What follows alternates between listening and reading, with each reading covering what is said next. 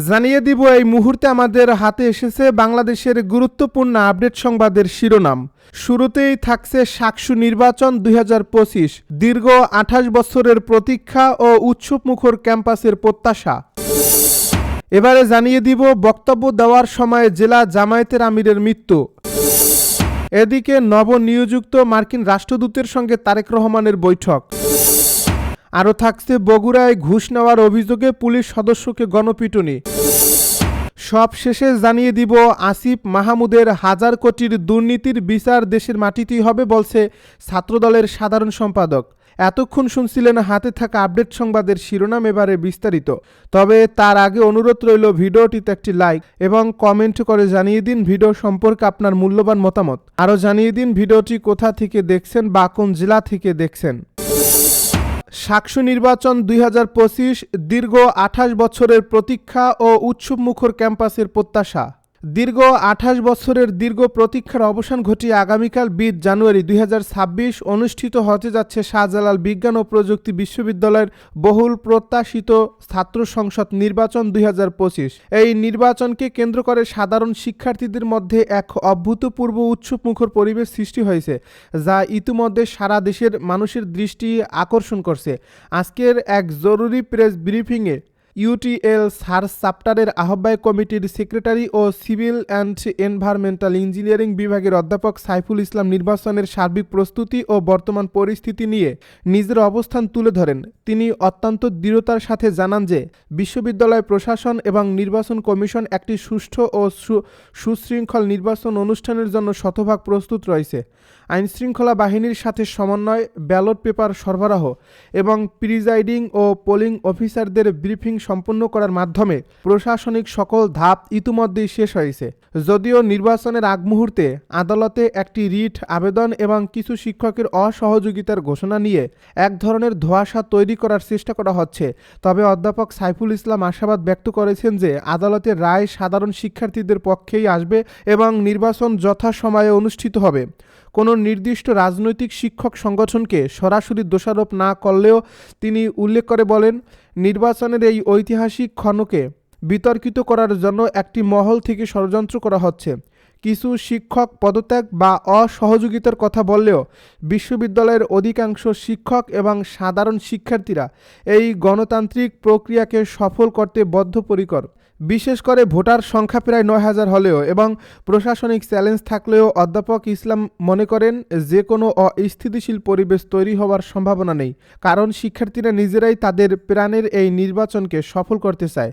UTL search চ্যাপ্টারের পক্ষ থেকে বিশ্ববিদ্যালয় প্রশাসনকে আশ্বস্ত করা হয়েছে যে সমস্ত সাধারণ শিক্ষকদের সাথে নিয়ে তারা সব ধরনের সহযোগিতা প্রদান করবে।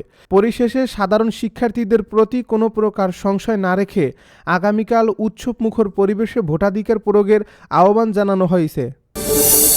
বক্তব্য দেওয়ার সময় জেলা জামায়াতের আমিরের মৃত্যু। কুষ্টিয়া জেলা জামায়াতে ইসলামের আমির অধ্যাপক আবুল হাশেম মারা গেছেন। সোমবার বিকেল 4টার দিকে কুষ্টিয়া সদর আসনের জামায়াতের মনোনীত প্রার্থী মুফতি আমির হামজাকে হত্যার হুমকির প্রতিবাদে জামায়াতে এক সংক্ষিপ্ত সমাবেশে বক্তব্য দেওয়ার সময় হঠাৎ অসুস্থ হয়ে পড়েন তিনি। পরে হাসপাতালে নিয়ে গেলে চিকিৎসক মৃত ঘোষণা করেন। প্রত্যক্ষদর্শীরা জানান, বক্তব্যের এক পর্যায়ে তিনি হঠাৎ দুর্বল হয়ে মঞ্চে বসে পড়েন। তাৎক্ষণিকভাবে তাকে কুষ্টিয়া শহরের মান্নান হার্ট ফাউন্ডেশনে নেওয়া হলে চিকিৎসক তাকে মৃত ঘোষণা করেন। Doctor Hannan heart and general হসপিটালের চিকিৎসক ডাক্তার আব্দুল মোমেন বলেন, হসপিটালে আসার আগেই অধ্যাপক আবুল হাশেম মারা গেছেন। সুতরাং মৃত্যুর কারণটি এখনই নিশ্চিত করে বলতে পারছি না। কুষ্টিয়া শহর জামায়াতের আমির এনামুল হক বলেন, আমির হামজাকে হত্যার হুমকির প্রতিবাদে বিকেল 3:30টার দিকে পৌরসভা চত্বর থেকে সদর উপজেলা জামায়াতের উদ্যোগে বিক্ষোভ মিছিল অনুষ্ঠিত হয়।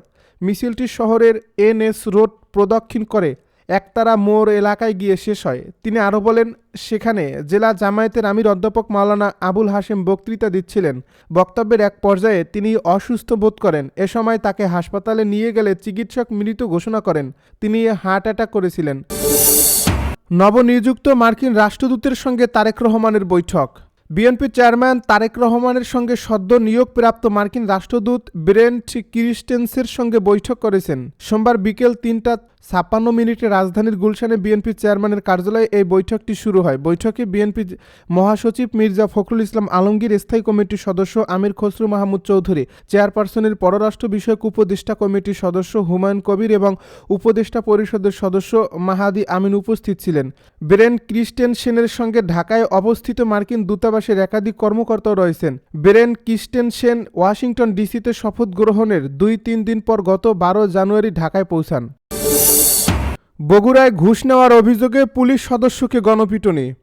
বগুড়ার ধুনটে রাস্তায় চেকপোস্ট বসিয়ে মোটরসাইকেল চালকের কাছ থেকে ঘুষ নেওয়ার অভিযোগে আব্দুল খালেক নামে এক পুলিশ সদস্য গণপিটুনির শিকার হয়েছে। সোমবার সকাল ১১টার দিকে ধুনট শেরপুর আঞ্চলিক সড়কের হুকুম আলী বাস স্ট্যান্ড এলাকায় এই ঘটনা ঘটে। আব্দুল খালেক ধুনট থানার কর্মকর্তা আছেন। পুলিশ ও স্থানীয় সূত্রে জানা যায়, সোমবার সকালে হুকুম আলী বাস স্ট্যান্ড এলাকায় টিএসআই আবুল কালামের নেতৃত্বে চেকপোস্ট বসানো হয়। সেখানে আব্দুল খালেক ও আব্দুল হামিদ নামে পুলিশ সদস্য দায়িত্ব পালন করছিলেন। এ সময় রাস্তায় মোটরসাইকেলের কাগজপত্র যাচাই বাছাই করতে থাকেন পুলিশ সদস্যরা। তল্লাশি চলাকালে রাস্তায় একটি মোটরসাইকেলের চালকের হেলমেট না থাকায় তার বিরুদ্ধে মামলা দেন টিএসআই আবুল কালাম আজাদ। একই সময় আরও একটি মোটরসাইকেলের গতিরোধ করে চালকের কাছ থেকে ১,০০০ টাকা ঘুষ নিয়ে তাকে ছেড়ে দেওয়ার অভিযোগে ওঠে ওই পুলিশ সদস্য আব্দুল খালেকের বিরুদ্ধে। এদিকে ঘুষ নেওয়ার বিষয়টি স্থানীয়রা টের পেয়ে তাৎক্ষণিকভাবে পুলিশ সদস্য আব্দুল খালেককে ধরে গণপিটুনি দেওয়া শুরু করেন। অবস্থা বেগতিক ভেবে আব্দুল খালেক ঘটনাস্থল থেকে কৌশলে সটকে পড়েন। এ সময় উত্তেজিত জনতা অন্য পুলিশ সদস্যদের ঘেরাও করে রাখে। সংবাদ পেয়ে থানার এসআই মোস্তাফিজুর রহমান ঘটনাস্থলে পৌঁছে বিচার করার কথা বলে ১ ঘণ্টা পর তাদের উদ্ধার করে থানা হেফাজতে নেন। আসিফ মাহমুদের ১,০০০ কোটি টাকার দুর্নীতির বিচার দেশের মাটিতেই হবে।